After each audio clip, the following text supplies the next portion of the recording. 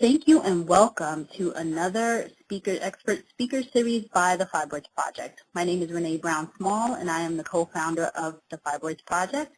And I'm here again with Dr. Natalya Danilyants, who is back.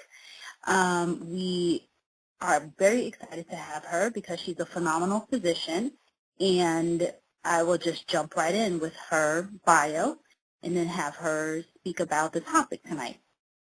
Dr. Natalya Danilyants is a minimally invasive GYN surgical specialist and co-founder of the Center of Innovative GYN Care based in Maryland and Virginia.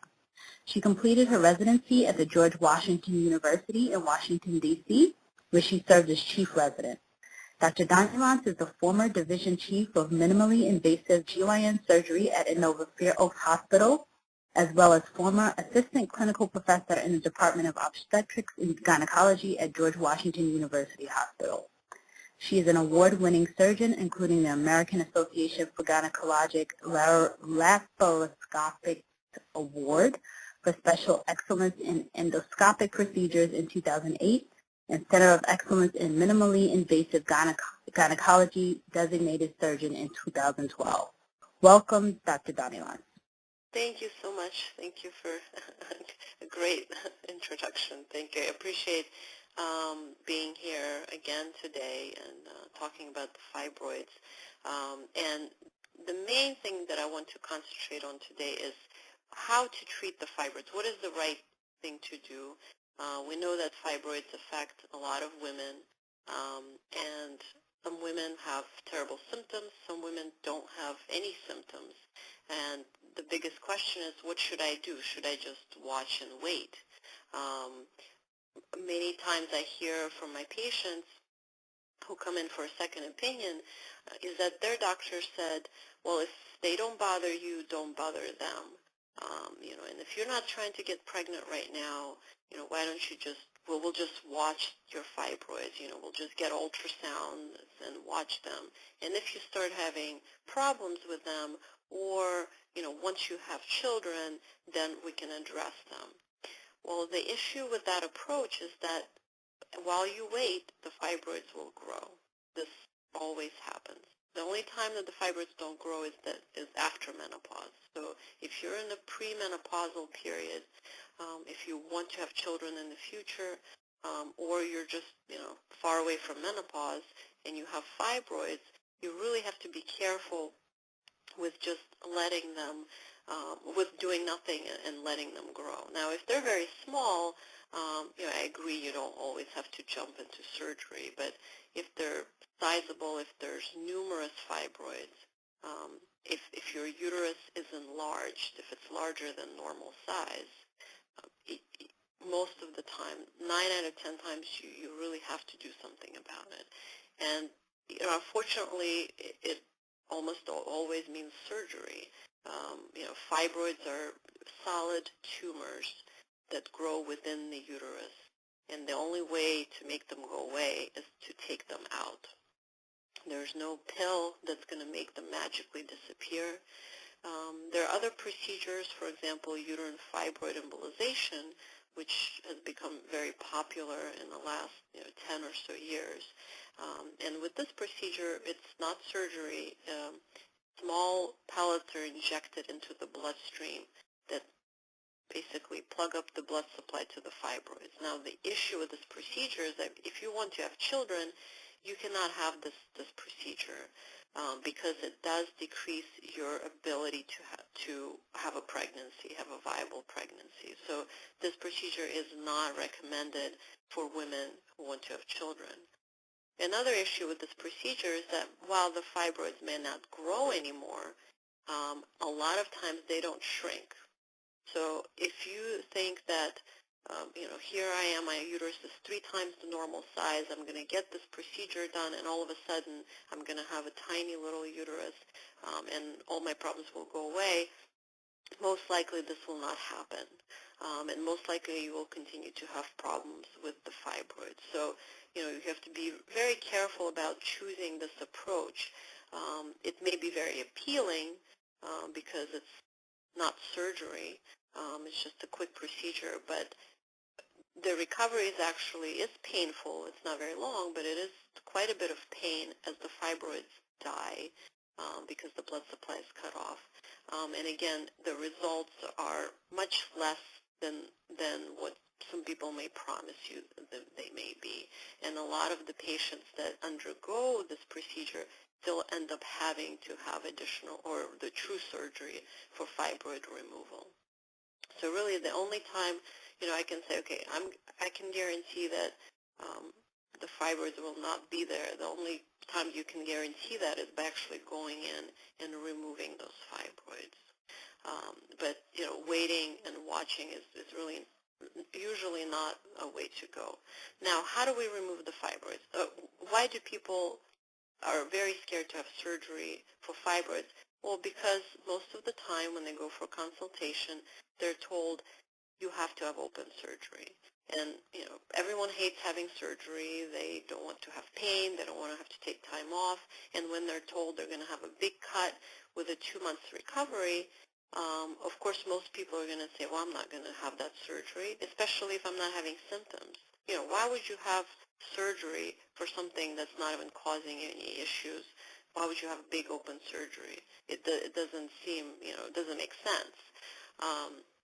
But if you know that there is another option available, that there's a less invasive option available, that it may not be so bad to actually have surgery to have these fibroids removed. The procedure that we do is called a LAAM procedure, so it's a laparoscopically assisted abdominal myomectomy. And with this procedure, first of all, it's outpatient, so instead of staying in the hospital for 3 days, as you would with an open myomectomy, with this procedure, you get to go home the same day. The recovery is only 2 weeks versus 6 to 8 weeks, as in with open myomectomy. And your incisions are small, and this is why the recovery is shorter, but we're able to remove the same fibroids that would be removed with open surgery, so you're not compromising anything. Unlike with, for example, robotic myomectomies or laparoscopic myomectomies, there is some compromise. Not all the fibroids can be removed. If there's too many fibroids, if they're too large, they can't be removed robotically, and so the surgeon would then have to make a big cut. The LAAM procedure is applicable to different situations, to multiple fibroids, to large fibroids, small fibroids, to fibroids that are deep within the uterus, to fibroids that are outside of the uterus. So it's a very versatile procedure, and it's great for women who have fibroids, symptomatic or not, but who have fibroids and who want to preserve their uterus for fertility purposes. Now, sometimes I see women and they say, well, I have fibroids, I want to have them removed, and sometimes I have to say, well, you're not a great candidate for the LAAM procedure. Now, why do I say that? Not because the fibroids are too big or there are too many of them, but because, for example, this patient would benefit more from a hysterectomy, and it can still be done with the tiny incisions. It's actually even smaller incisions of the myomectomy, so it's only 2 1/4-inch incisions, which is a dual port procedure. And with this approach, we take care of the fibroids once and for all. The fibroids cannot grow back, because if you just take the fibroids out and leave the uterus, they can still grow back. So if I have someone who is in their mid-40s, who is done having children or has no interest in having children and has multiple fibroids, the best procedure for them is going to be removal of the uterus with the 2 tiny incisions. And then they never have to think about fibroids ever again. Dr. Danilyants, I actually have a question in regards to that. We had heard some previous folks, doctors, had talked about the fact that a woman should, when you remove the uterus, that you could potentially have other issues, so that a hysterectomy is typically a person's only a last resort. What would you, and it sounds like from what you're saying, you would recommend a hysterectomy in certain situations. for women who are older, they finish childbearing, and for them not to potentially have new fibroids grow in or fibroids growing back. So what would you say to that? Yeah, that's actually a great question, and I've heard that phrase, hysterectomy being the last resort many times. And I think it comes from, not being able to do the hysterectomy laparoscopically. I think back in the day when the only surgery that existed, the only option for women was open surgery, the doctors were very hesitant to recommend surgery at all. Okay, so if someone has fibroids and they don't really have any significant symptoms, then the doctor would say, okay, let's just watch and wait. I mean, we're not going to cut you open, give you a 2-month recovery, potential issues, if we could just watch and wait. But nowadays, you can't, because of the minimally invasive option, the game completely changes. You no longer have to put up with symptoms because you don't want open surgery. So with the hysterectomy, a lot of doctors can't do the hysterectomy through tiny incisions. So they're still using that approach of, last resort. Any surgery is a last resort, or hysterectomy is a last resort. But with the hysterectomy, there's not going to be any deficit. So the only downside, and patients ask me this all the time, well, what is the side effect of a hysterectomy? If I have my uterus out, what's going to happen to me? Well, the only side effect of a hysterectomy is inability to have children. So if I have someone who's 45, who's done having children, there's no reason why she shouldn't have the uterus removed if she has recurrent fibroids or persistent fibroids. A lot of the women that I see in their 40s have already had a prior fibroid removal, or they've had a uterine fibroid embolization. So they've had fibroids. They've been dealing with these fibroids for the last 20 years. And here they are thinking, okay, what should I do? Or it could be someone who's never had any procedures, who's just been putting up with these fibroids for many years, and now she's ready to do something. And if you're done with childbearing, no matter how old you are, you could be 39 and have 5 kids and don't want to have any more children. So it's not really the age. Because another funny thing is sometimes women say, well, I feel like I'm too young to have a hysterectomy.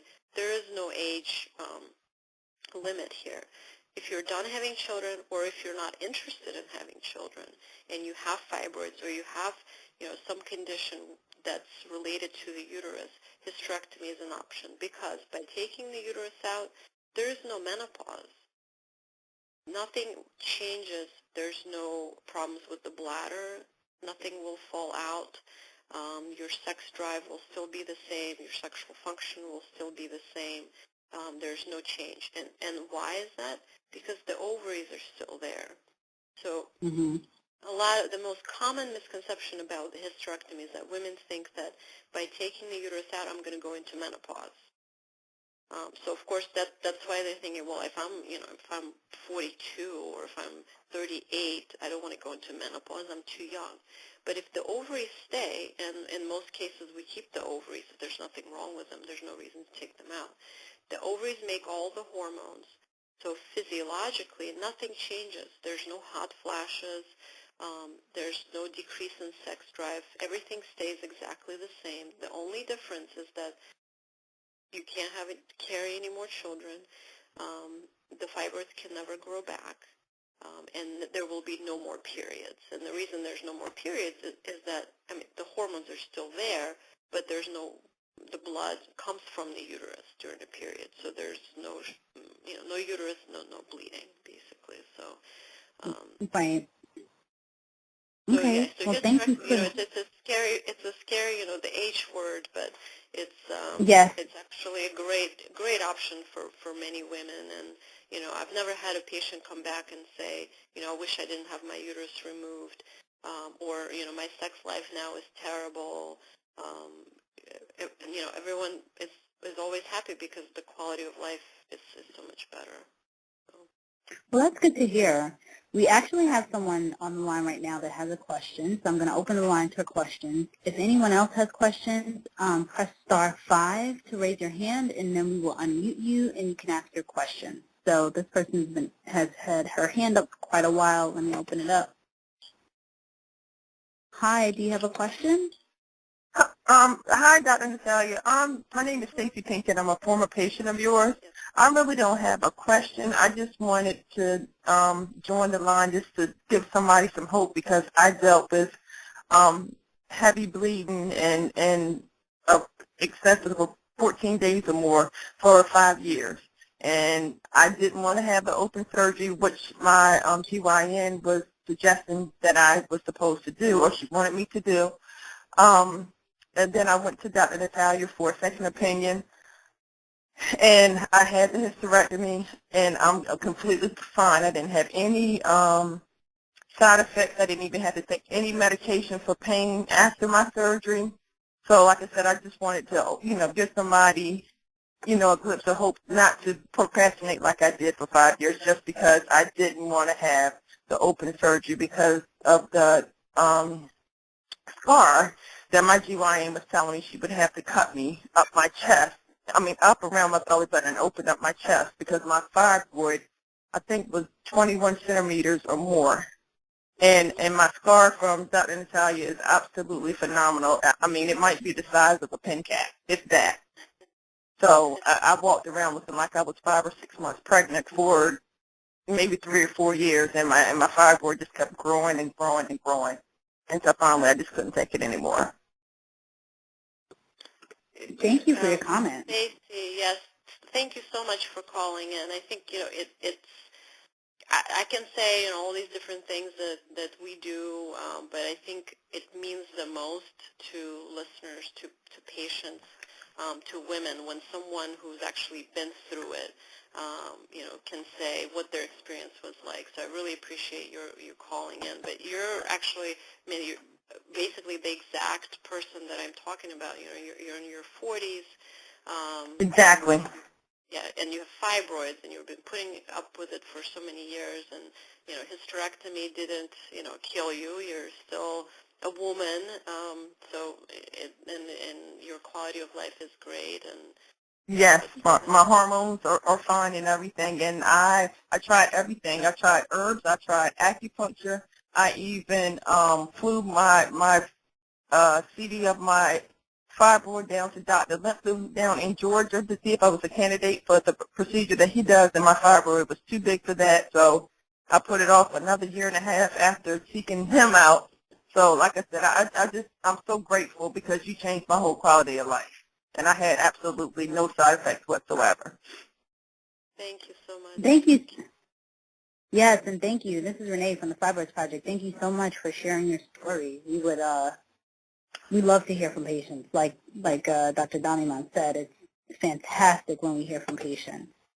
So we have another caller who is raising her hand.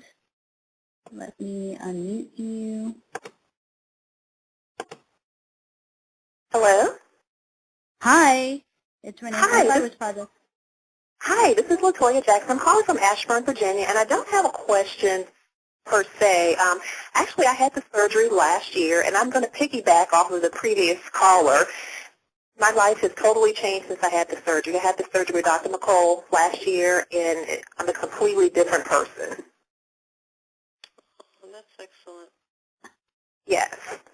So I have a couple of friends who are dealing with fibroids now, and that's where I tell them, okay, you need to go and you need to do some research on this center. They're in different states, but they're actually in the process of planning to fly into the area so that they can have the surgery. No, that's excellent. That's great. Thank you so much for calling in. That's very good. And you make a good point, is that you don't have to necessarily live in the area. And as the previous caller, Stacey, had mentioned, she traveled away to try to find, a treatment for her fibroids. So you don't always, if you can't find a specialist where you are, you can always, come down here. And we have a great travel program.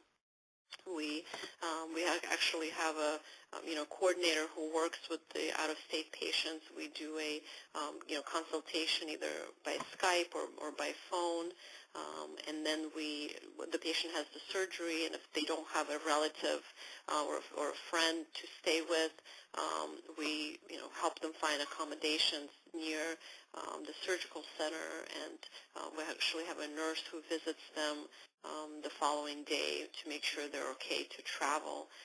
And really, after a hysterectomy, 2 days, in the DC area, and then they're ready to go back. So it's a great option. I mean, much better. You're spending some money on travels, but really, that's much better than being away from work for 2 months and having a lot of pain. So I think it's definitely worth the travel. Okay, great. Does anyone else have any questions? I know there are a couple folks with the comments, and we really appreciate it, but we wanted to hear from anybody that has questions for Dr. Danilyants on this topic before she continues. Okay, there's another person with a question. Hi, what's your question? Hello. Yes, I do. I'm calling from Laurel, Maryland, and thank you so much for taking my call. My question is this. I am 68 years old, and I just was told that I had fibroids. I have 2 of them. One is 10 centimeter and one is 3. I have no symptoms at all, no bleeding. I went to my doctor because I was having pelvic and back pain, which I think was due to constipation. But anyway, they went ahead and tried to get a specimen from my cervix because I had a sonogram that showed that I had a thickening in that area, and they weren't able to get enough to decide whether I was cancerous or benign. My question is, at my age, should I be avoiding a hysterectomy if they can remove those fibroids without doing that type of surgery, or should I just give up the ghost and let them do a hysterectomy and leave the ovaries? Yeah. So you said you're 58 or 68? I am 68. 68, yeah, okay. Well, so there's two things going on. So did you know you had fibroids? Have you had fibroids, for a long time? I was never diagnosed in the past as having them. I had endometriosis years and years ago. Mm-hmm. So I just found out about a month ago that I had fibroids. Okay. Yeah, I mean, so after menopause, the fibroids, don't grow. So it would be, very abnormal to all of a sudden have fibroids at the age of 68. Now, one possibility is that you've had them and you just didn't know, Okay. because they haven't been causing you issues. You didn't have any bleeding. Right. And, if this back pain is really just a new thing, so you wouldn't have known unless you've had an ultrasound. The thickening of the lining is a separate issue. So what that is so that lining is the lining of the inside of the uterine cavity, and that's what sheds every month when we have a period. Once you go into menopause, that lining should be paper thin, and this is why you wouldn't get a period, because there's nothing to shed. When we see someone who is after menopause with a thickened lining, it's a little bit concerning, and that is why a biopsy is necessary.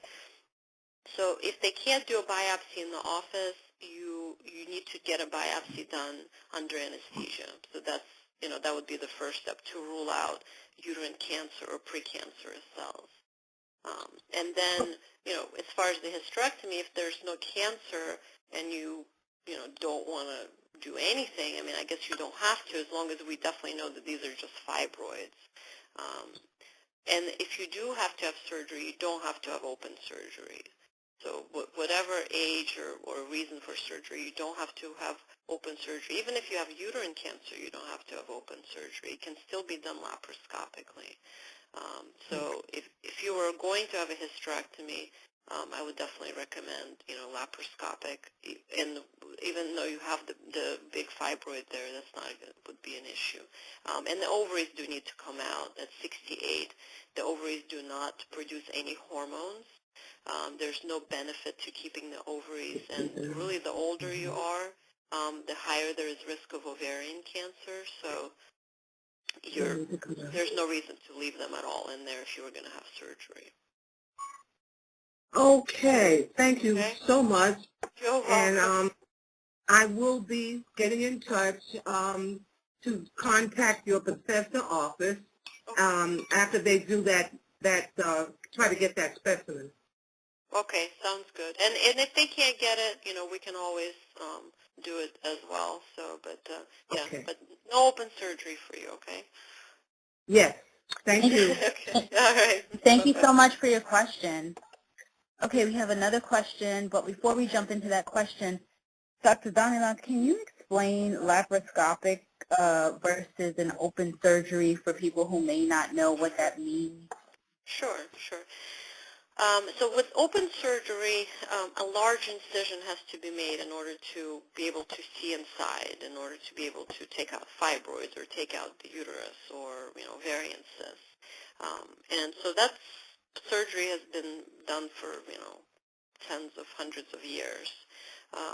And in, I think, the 70s, the first laparoscopic surgery was performed. So with the laparoscopy, a tiny incision is made in the abdomen, and actually a long, thin camera is inserted.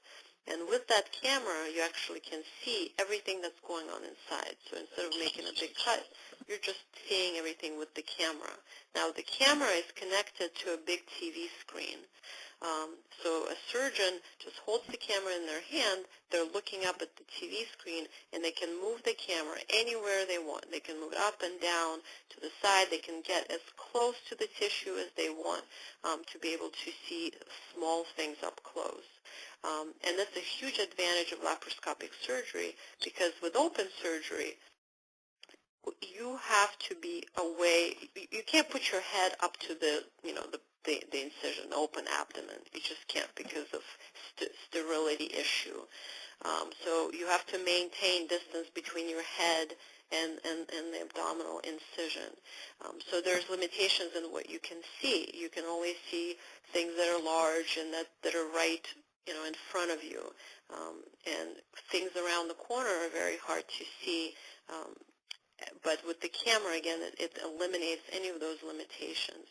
And actually, the other day, I saw a patient who said, well, my doctor said that, with laparoscopic surgery, you can't see as well as open surgery. And that's actually, completely opposite. And sometimes I hear doctors say that, those doctors that don't do laparoscopic surgery, and they try to dissuade the patient from pursuing laparoscopy, that would be, one of their arguments is, oh, you can't see as well. You have to make a big cut to be able to see. But again, with the camera, you can get as close as you want to structures, and you can see very well. And now that we have high-definition cameras, what you can see on screen is, 1,000 times better than what you would see with the naked eye.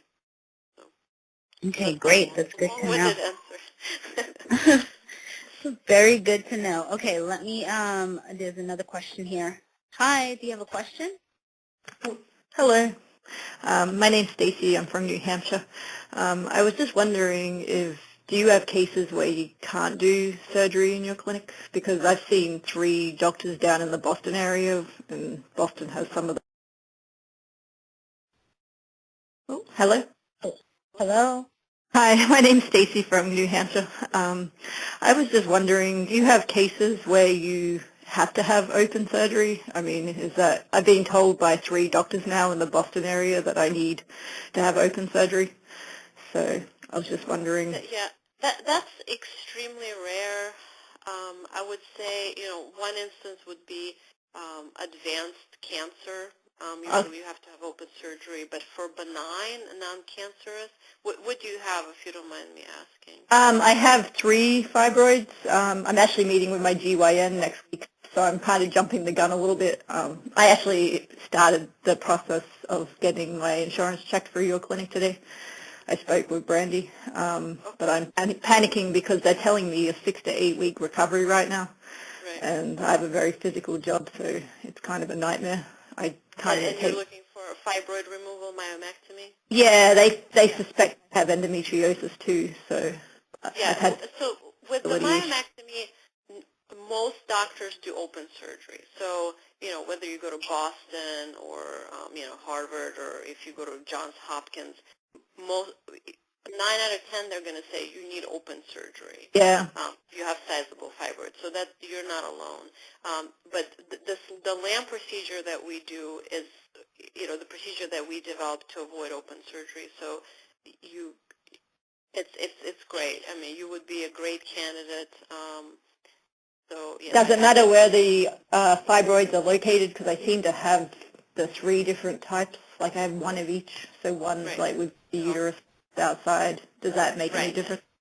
It doesn't make any difference. It's basically, think of it as an open procedure. We're just doing it through a much smaller incision. Because they're telling me because of where they're located. So that's like their only excuse right now. So yeah. Because of so the lower incision is big enough for us to actually feel the uterus. We can get out fibroids that are on the outside of the uterus and on the inside of the uterus. So it's you're not just limited with those external fibroids. Okay. Yeah, that was my biggest concern when they're telling me that. Because is the how long does it take to get back to kind of regular activity? I know you say 2-week recovery. Does that mean like back to normal? Most people go back to work after 2 weeks. So the first week is going to be, usually first 2-3 days the most painful. Then, the rest of the week is manageable. And then week 2 is basically no really any serious pain. It's just mostly fatigue and just kind of, getting back to normal. But after 2 weeks, I was having almost anxiety attacks last night over this, so I appreciate it. Thank you. Oh, sure, of course. My appointment will be with you, so I look forward to that. Okay. Well, see you soon. I will Thanks for your question. by your accent. All right. Thanks so much for your question. Okay, so Dr. Danilyants, I actually have another question that's coming in from social media. I think this one is from Facebook. A patient wants to know a list of questions they should ask their doctors.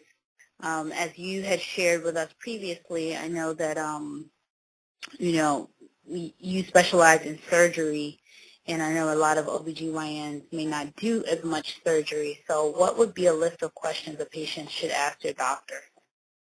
Yeah, so that's a great point. So number 1 is you want to ask them how many laparoscopic surgeries do you do, a month or a year. So usually, an average OBGYN only does about 20 major surgeries a year. For example, myself or Dr. McCool, we do, I do about 15 surgeries a week. Okay, so that's a huge difference, a year versus a week. Then, and a lot of the OBGYNs, those 20 cases, most of them they're doing open. So one is how many surgeries do you do? You can break it up into 2 questions. And 2, how many of those are laparoscopic? How often do you have to go from laparoscopic to open? Or you can say, what are the chances that I'm going to have open surgery? You say you can do it laparoscopically, but what is it, 50-50, I don't know, 70-30? How likely is it that I'm going to have to be opened? You start laparoscopically and then you end up opening it. That's a great question. Because if they tell you 50-50, I mean, those are not great chances at all. You really should be hearing like less than 5%, or something like that. So you want to see that doctor being very confident that they can do the surgery laparoscopically. You want to see somebody who's doing a lot of surgeries. This is just like, a sports or a musician. I mean, if someone's practicing every day, spending hours a day operating or playing tennis or playing piano, their skills are going to be much better than someone who's just, doing it once in a while. So those are the three big ones. Yeah. And then also, robotic surgery. So sometimes, patients get confused where robotic is that same thing as laparoscopic, where robotic surgery is a type of minimally invasive surgery. So it's a type of surgery that gives you, better recovery than open surgery. But robotic surgery has a lot of drawbacks. It has longer recovery than the procedures that we do, the laparoscopic procedures. It has higher complication rates because a lot of the surgeons that do robotic surgery don't have great surgical skills. So you're taking these surgeons that used to just do open surgery and you're putting them behind a robot, but the outcome, is not going to be better. So that you really have to be careful when choosing robotic surgery. And the incisions are bigger and the recovery is worse. So there's actually numerous studies looking at whether robotic surgery is beneficial. And when they looked at GYN surgery, there is no benefit to the patient at all to have robotic surgery because everything that can be done robotically can be done laparoscopically without the use of this, big machine, big robot. So Dr. Danilyants, I think there may potentially be confusion in regards to the laparoscopic versus robotic. So I know that robotic surgery is done laparoscopically. Is that correct? Well, yeah. I mean, laparoscopy is just basically using a camera, scope, the word laparoscopy, S-C-O-P-Y. So that's using a camera to look inside the abdomen. So I guess robotic surgery is a type of laparoscopy, but in robotic surgery, it's a machine, a robot that's actually performing the surgery, and the doctor is sitting in the corner of the room. The doctor is not standing next to the patient. The doctor is not holding the instruments. The robot is holding the instruments. The doctor is sitting in the corner at a console and basically pressing buttons to manipulate the arms of the robot, who holds the instrument, who's then cutting tissue. So it's a little bit bizarre, and I think if you go online, you can kind of get the picture that I'm describing, but it's not necessary. I mean, I guess where it would make sense if we were in a battlefield, and let's say you were, in the middle of the war zone, and me, the surgeon, couldn't get to you, and I had to do the surgery remotely, that's where it makes sense. Now, if I'm in the same room, why do I need the robot there? Why don't I just, walk 3 more feet, stand next to you, hold the instruments, and actually do the surgery? I mean, it just...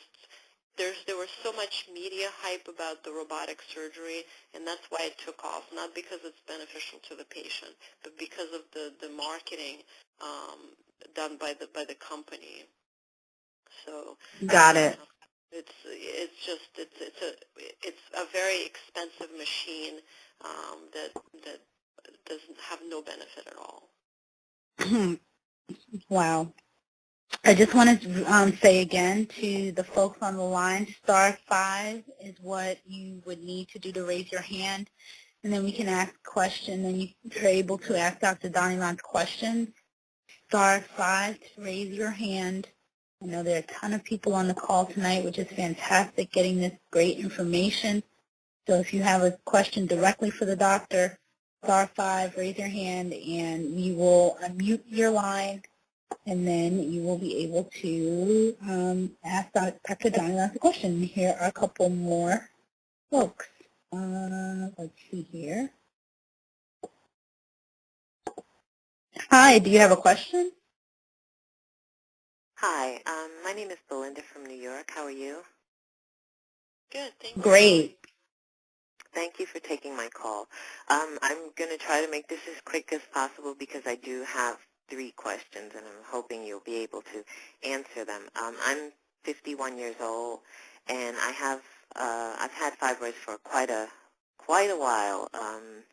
I think they're maybe the size of 5-month or 6-month pregnancy, maybe, and I've not gotten any surgery or anything other than I had a uterine fibroid embolization when I had 2 small ones, but after that they grew to a huge size, and I didn't understand why. So my first question is, what happens in the body after menopause that causes the fibroids to stop growing?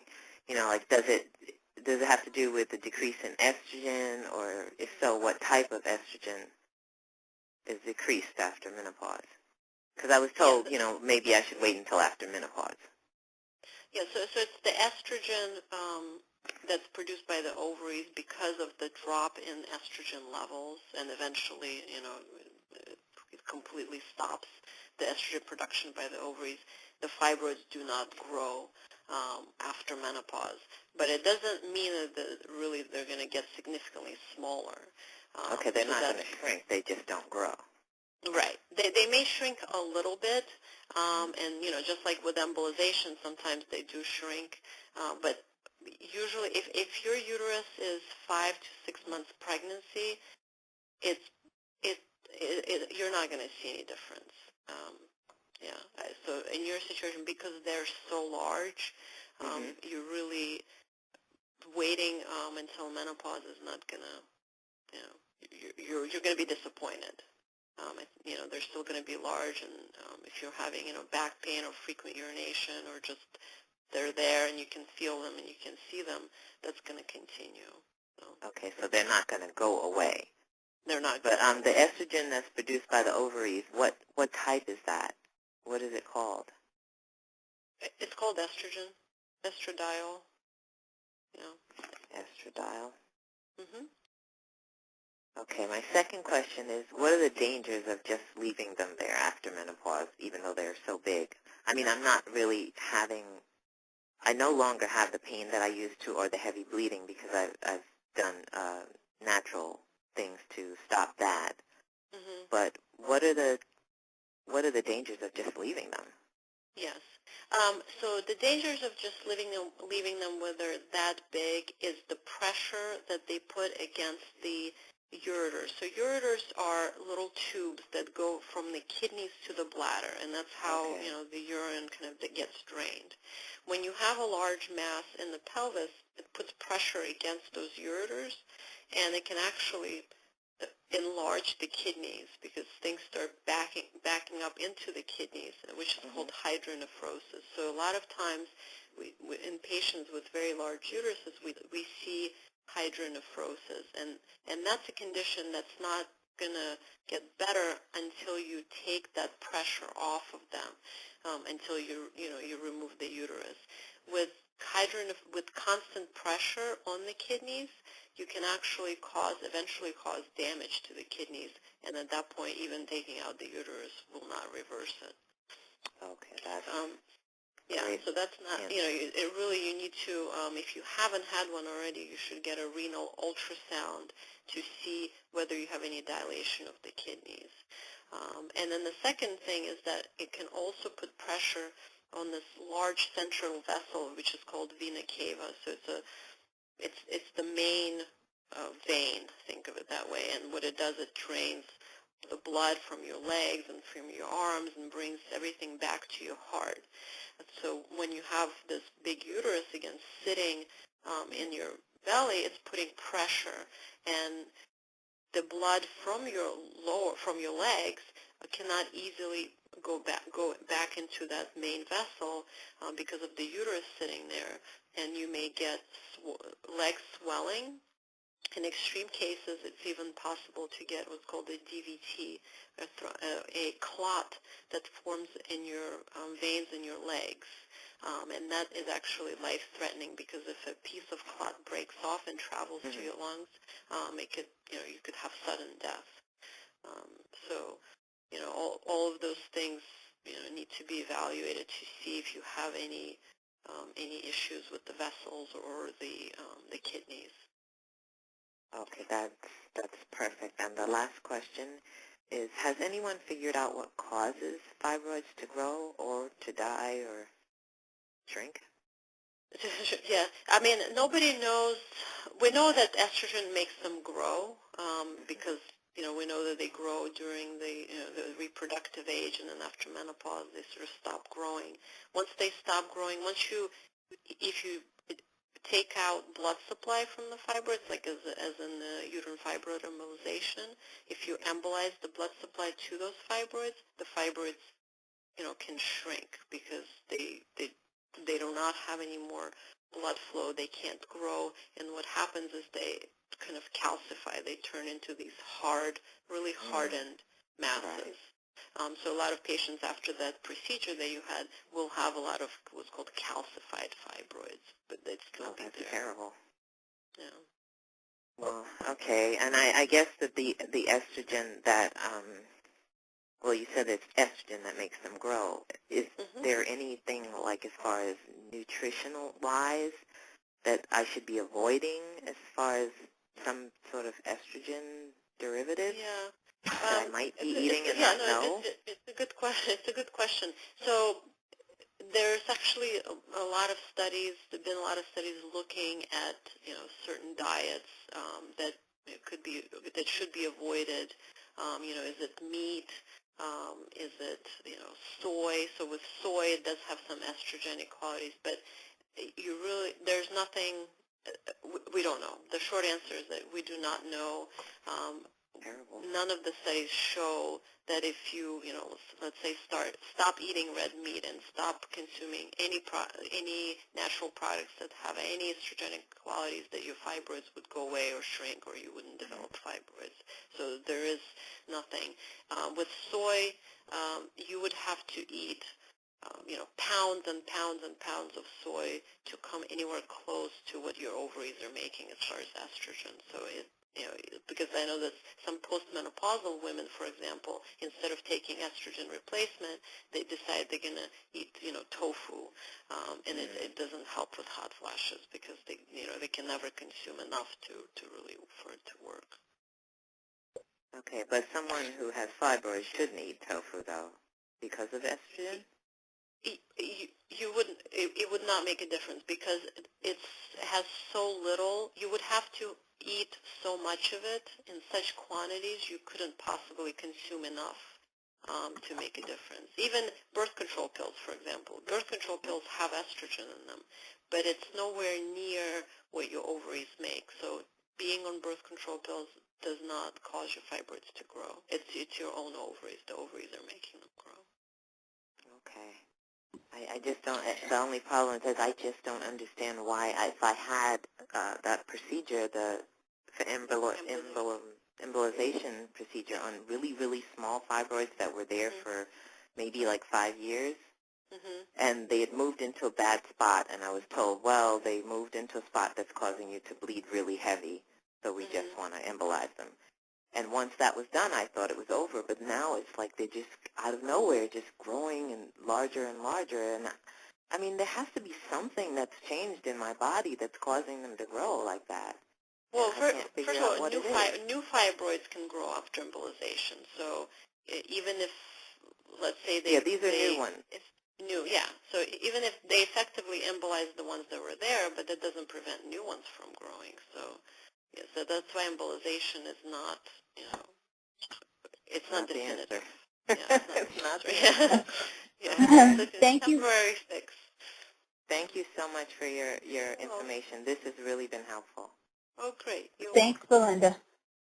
Belinda, I have another comment or quick question for you. I know you said you did some natural things to help with the fibroids. Definitely. I'm so thankful that I did that.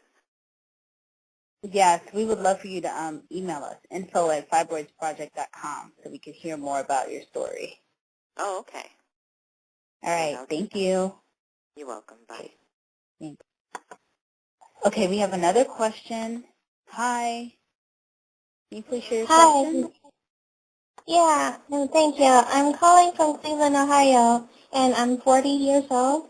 My husband and I are still hoping to have kids, And I was wondering if there's any study statistics to show how safe the surgery is for someone who still hopes to get pregnant. Yes. I mean, you definitely, so this is what happens, and I see patients like you all the time. So 40 years old, of course, the biggest challenge is the age. We know that the older we get, there's an issue with number of eggs, number of good eggs that are left within the ovary. So at 40, there's definitely, the pressure of kind of being able to conceive soon. But if you have fibroids, and I don't know, how large yours are or where they are, they could be contributing to the difficulty getting pregnant. So already there's an age challenge, which you cannot change. But if there's also fibroids, those usually need to be removed.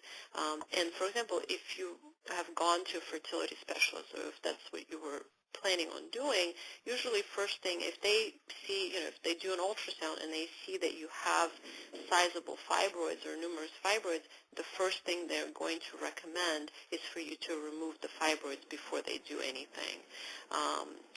And really, I mean, that's the only thing you can do.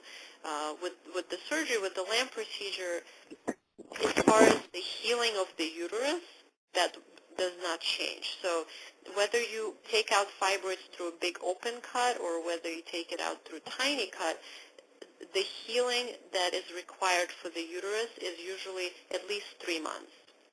So you do have to wait 3 months before you can start trying to get pregnant or before you can pursue fertility treatments.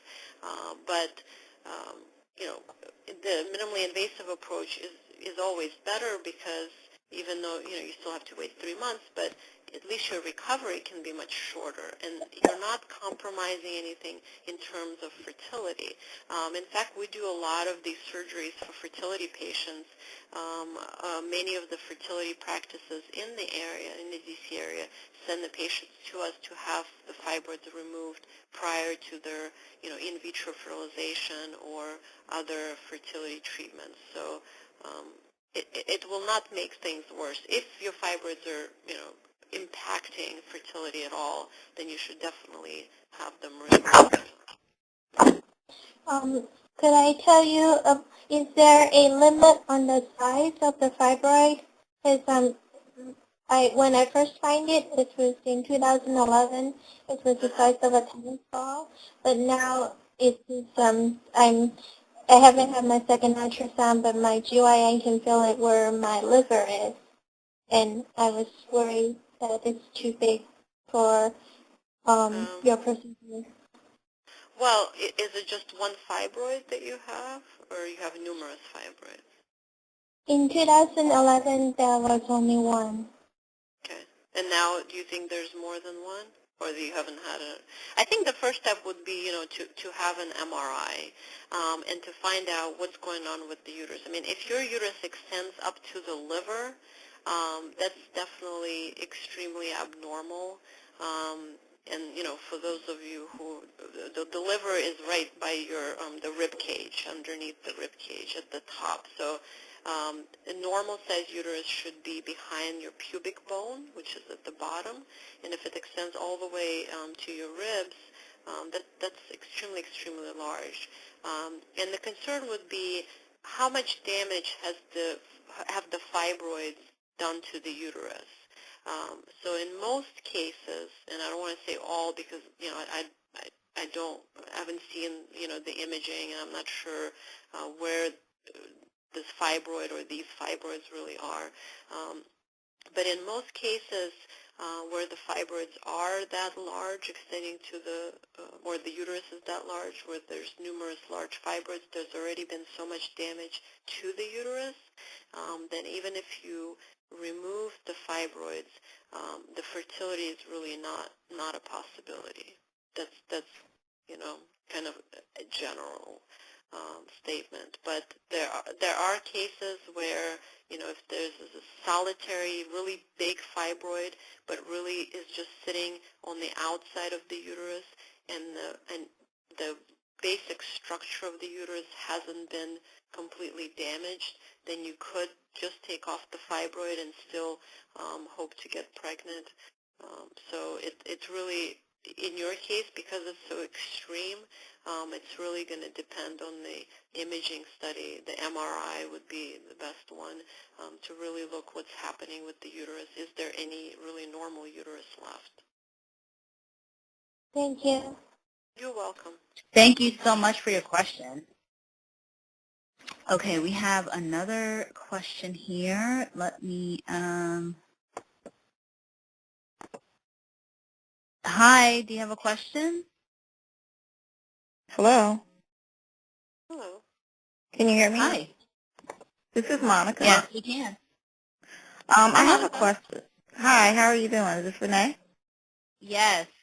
Hi, I Nice haven't to have talked you on to you the in a while. call.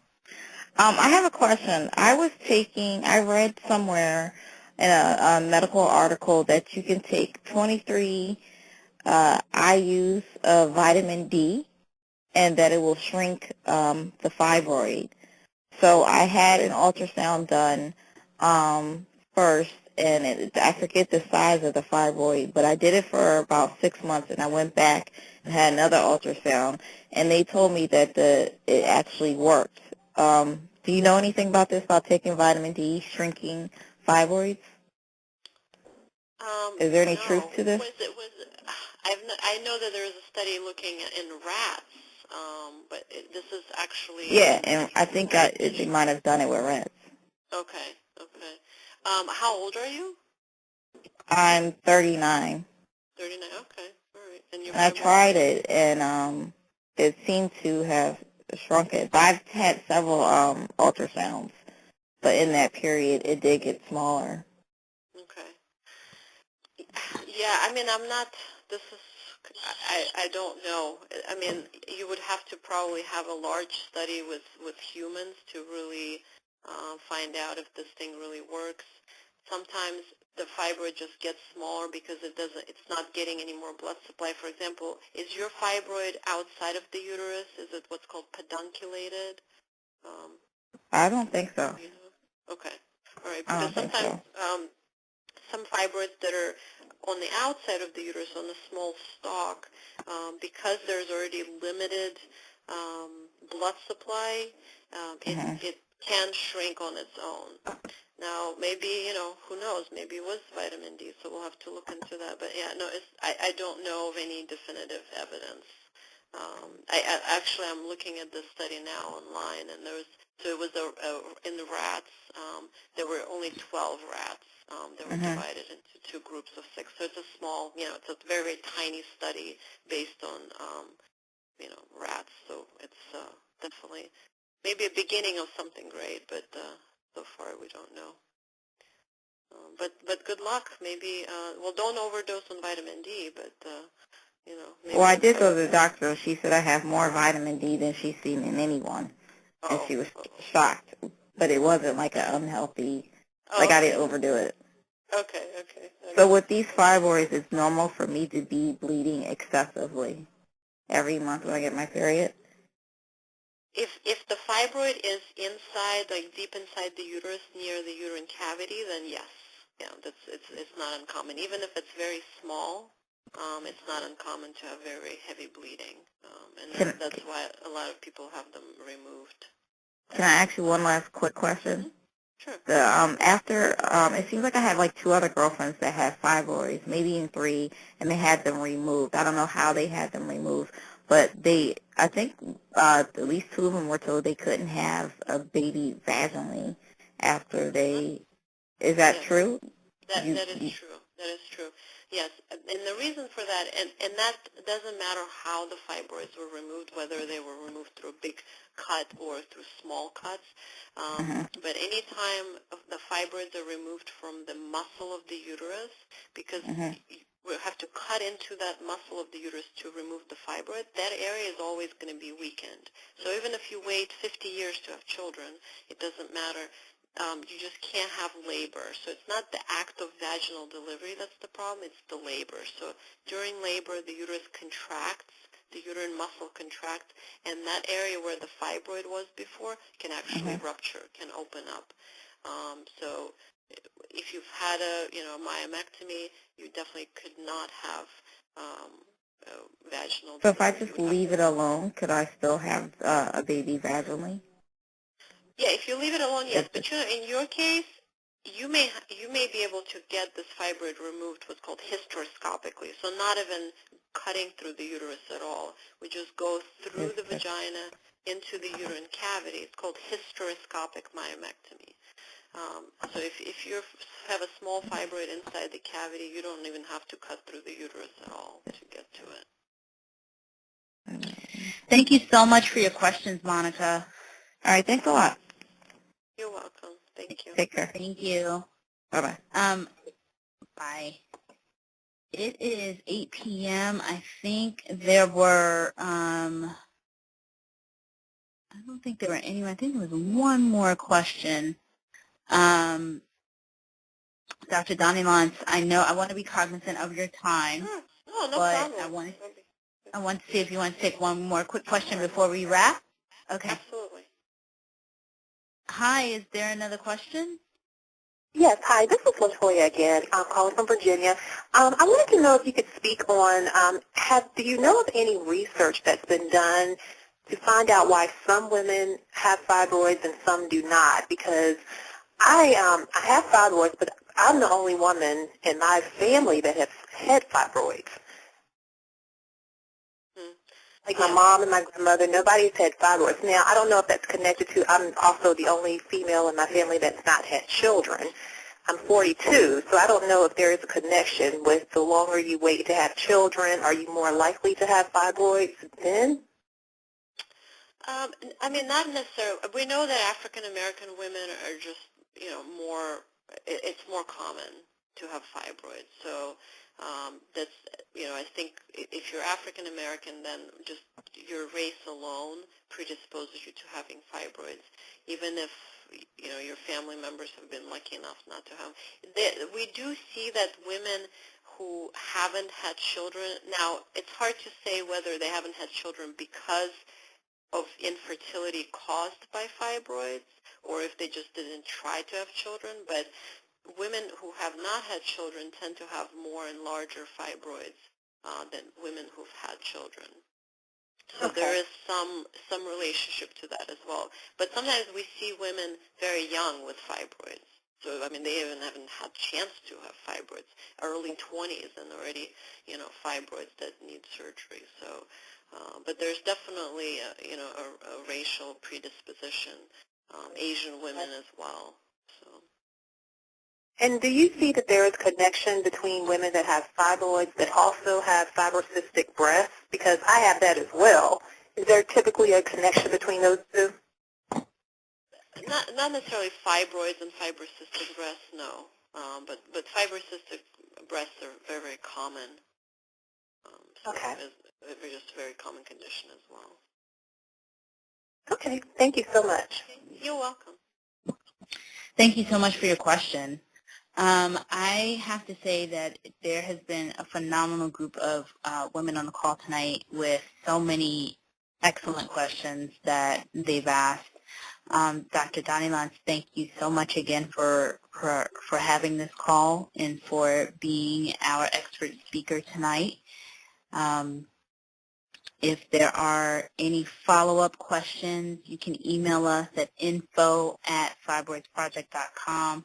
and we will forward any questions on to Dr. Danilyants in regards to some of the questions that were asked around research, the vitamin D research. I know one of our prior expert speakers, Dr. Al-Hendi, he actually does, he is one of the key researchers for vitamin D, and so we will absolutely have him back on the call. Back on with us in a couple months. I think we're targeting late spring, early summer, and then there were some other questions that were out there that we can definitely reach back out to folks in regards to answers to those that Dr. Danilyants may not have been able to answer. And I would like to thank everyone again, including Dr. Danilyants, for being such a great resource for us and a wonderful expert. And again, we are here, the Fibroids Project, to help you become fibroids free. So, Dr. Danilyants, thank you again so much. for being our host Thank you tonight. for having me. It was a pleasure. I really enjoyed it. Thank you. Absolutely, and we will speak with you again. Thanks again. Sounds good. All right, thank you. Have a great Take night. care, Renee. Bye-bye. Okay, you too. Bye-bye.